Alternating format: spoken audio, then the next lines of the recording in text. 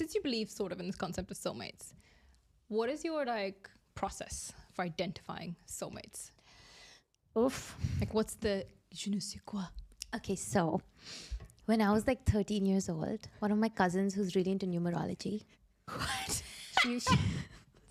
No good sentence Wait, to start. what is numerology? Firstly, kindly.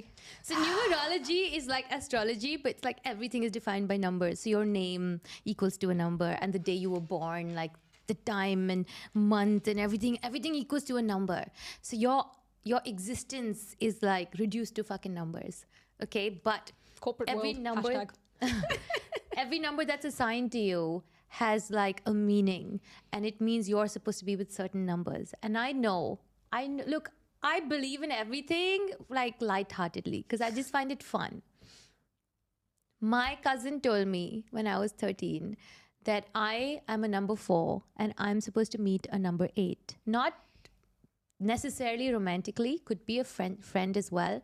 But this number 8 is going to be in my life forever. And it's going to be a very important person. And we're going to really bond and connect. And there's going to be this crazy relationship that we have. A lot like twin flame soulmate sort of concept. Mm-hmm. Now, I know that just was taken with a pinch of salt. But everyone I ever meet, the first thing I ask them is, so when were you born? Like, was it the 26th or the 8th? And I've never, ever met someone who was born on the 26th or the 8th. Oh my Ever. God. When you meet this person who's born on this date, God help him. I don't know that, but number 4 is my favorite number. It's me. I like the number 4. When are you born, Roxy? I was 5th of Feb. Damn it. 5-2. Because it doesn't have to be, like she said, your romantic person will be your number 8, or it could just be anyone, like a friend. At 4? She said I could even be, it could be a 15, but equals to a 6. Could also be my romantic person. But number 8 is my number 1. Oh. We'll see. But so I don't always identify people with this, but this is usually the first question I ask them is like, when were you born? They're always like, oh, what, you want my zodiac sign? And in my head, I'm like, no, I need your numerology. And I'm just like, no, I don't believe in all that. But I do. But tell me anyway. Yeah, but I think... that may be beyond my abilities at the moment. Oh my God, this the is Apple new. Watch is your soulmate.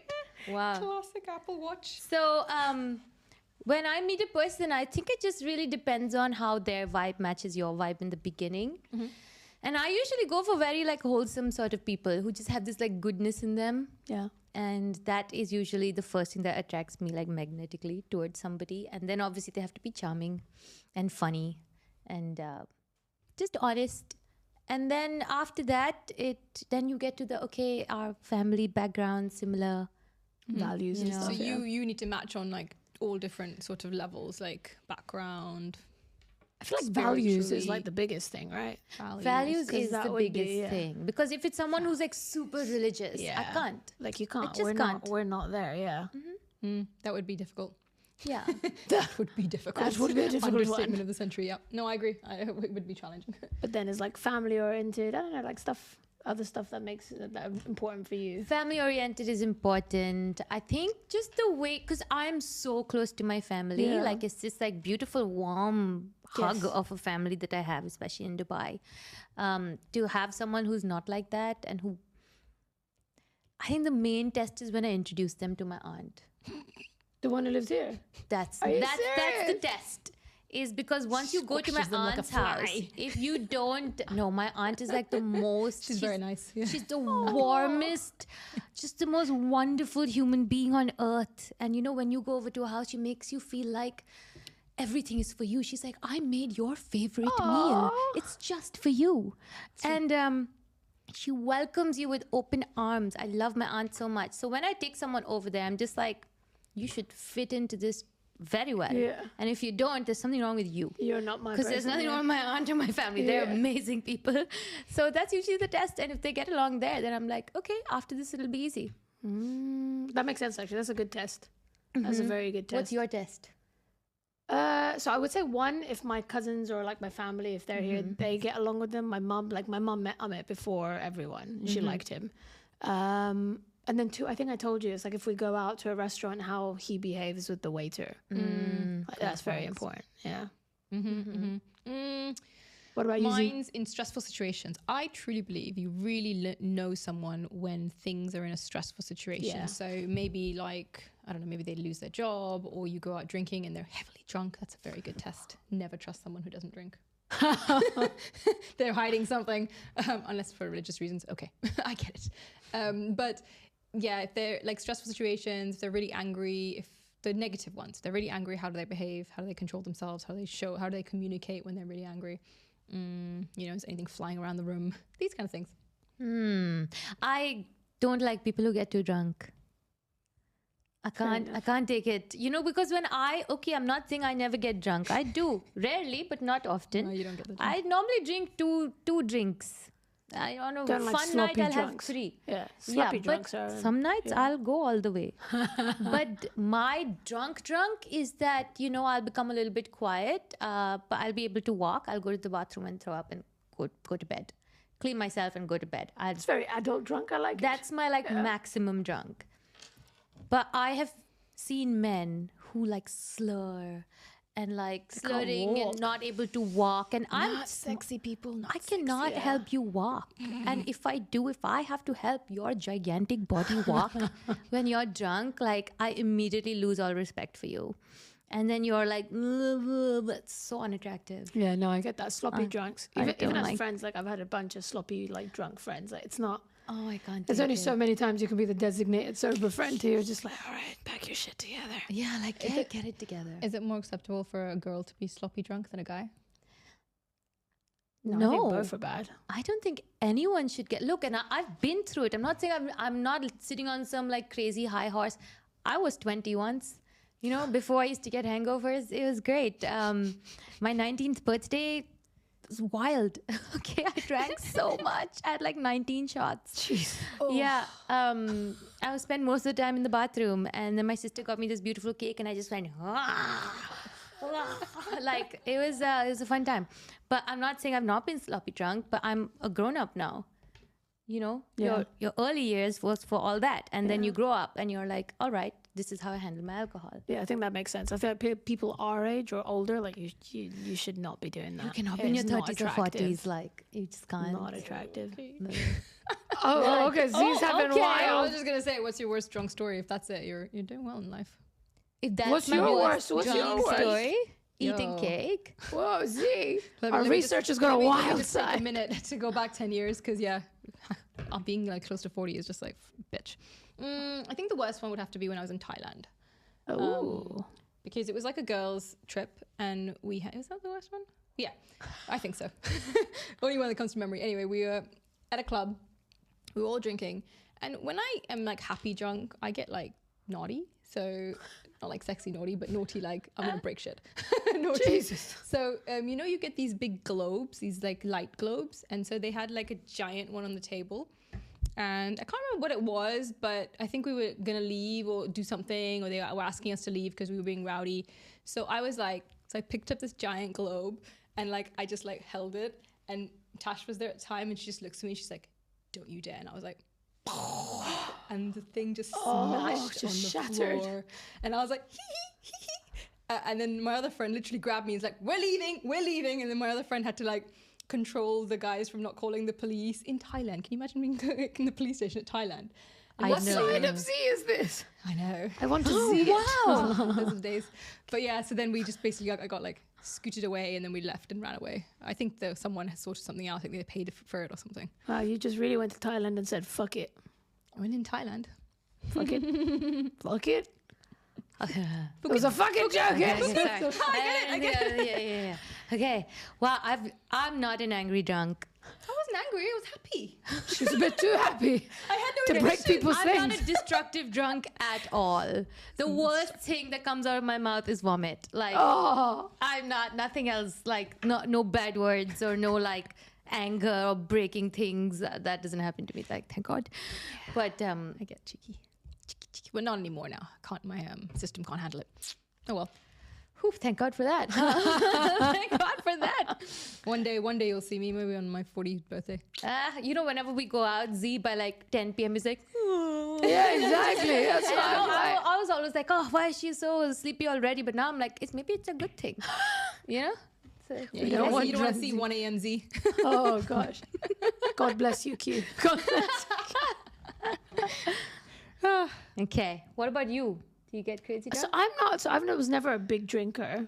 I was usually designated driver or designated sober person, and I just didn't like the taste or understand it because I'm always quite hyper anyway. You are. Yeah, so I'm always quite hyper anyway. But then I think, God, when was the first time I actually drunk? And the next day I had such a hangover. I was like, why do people do this? I think it was like 25. 25, 26 was the first birthday that I had like a boozy brunch birthday. And next morning I was just woke up and I was like, why would anyone do this? And I wasn't any different. I was just me. Yeah. But just me with loads of liquid in me. You weren't any different? No different, no. Good for you, man. If you don't drink, Yeah. like if you don't drink, if you don't take drugs, you don't smoke, winning in life, I say. I mean, really, because your skin and all, you have to think about all this in your 30s and you're like, God damn it, I drink. I have to like make up for the drinking and whatever drugs or smoking I've done in my life by like, fucking retinol. You know? Yeah. Okay, all right, That's guys. what I I got a wanna say, though. hypothetical for you guys. All right, imagine you're with a great guy and you've been dating for a couple of years. Oof. Yeah, couple of years. okay. You're in love, but you're in comfortable love. It's like there's no. There's Huh? no. I said I love hypotheticals. Oh, you love hypothetical. I was like, what is she trying to tell me? I don't understand. So you're in love. You're comfortable. Okay. And then you go out one day. It's a business meeting, whatever. It's a normal friend meeting, and you meet someone, and you're like, wow. Bam. It's like instant. This is my person. What are you gonna do? So many questions. How many years have you been together? I just Do told we you have 2 kids? years and Oh, you're sorry, I missed comfortable. it. 2 years, kids? No kids. You're just in a comfortable relationship. There's How no was your passion. house There's no together? spark anymore, though. Ooh, there's no spark. After 2 years, After 2 years, there's no Fuck off, spark. dude. You're No just way. comfortable. You're Nah. comfortable. There is no such thing as, and this is something I have to believe, there's no such thing as losing the spark. I just don't think so. I would agree to that. As a Yeah, person yeah, who yeah. was in a relationship, I was married. Yeah. I was in a relationship for 8 years, and obviously the spark went away and all of that stuff happened. I left that marriage because I don't believe that you should ever lose your spark. And I don't mean that you never get comfortable around each other. I just think there still always needs to be Something. excitement for each other. Yep. There has to be. Yeah, agree. yeah, I think it evolves. Part of it, the growth mindset of the relationship. She really loves this Yeah. book. Again, is that you evolve as a couple, you grow together. So you're not in each other's, like you're not the same person, but Yeah. you enable each other the space to grow. So like this, like yes, you have the spark, but you evolve the spark. All right. But what would you do? So let's say Oh, you are in this scenario. ditch him to 2 years. 2 years. It's not is long nothing. enough for me to care about. But the would you relationship. then continue to see what there is with this guy? Oh, would I dump them first? You Yeah. mean? I definitely dump them first. But I Okay. did not cheat. Okay. I think, and this is the other thing, I feel like when you're completely fulfilled in a relationship, when you're fully happy and fulfilled, you would not meet somebody else and think that's your person. Yes. I agree. Fair enough. It's not possible. Here. But what if it's just like, I don't know, divine intervention? You meet someone and you're like, whoa, It's not possible. this is what it's supposed to be. I agree. No. You don't even let yours. I believe in choice as well. They're like doors around your heart, I think. And when you're with the person that you're feeling completely, all aspects of you, physical, emotional, mental, all of that is fulfilled. Those doors are tightly shut and they're only open for one person. And if any of that is missing and you meet someone and there's a spark, it's because something's missing. Something's missing. Agreed. 100%. We knew we were cardiologists. I love it. I think that would probably be a sign that if I'm attracted to somebody else, that would be a sign that I'm unhappy in my relationship. Yeah. And the first thing I would do is to go back to my relationship and say that I feel like something's wrong in our relationship. Should we try to work on it first? Would you try to work on it? Yeah, I would. And if the other person is not willing to rise up to that Yeah. and admitting firstly that yes, something's wrong, we will work on it together, then I'll leave the relationship.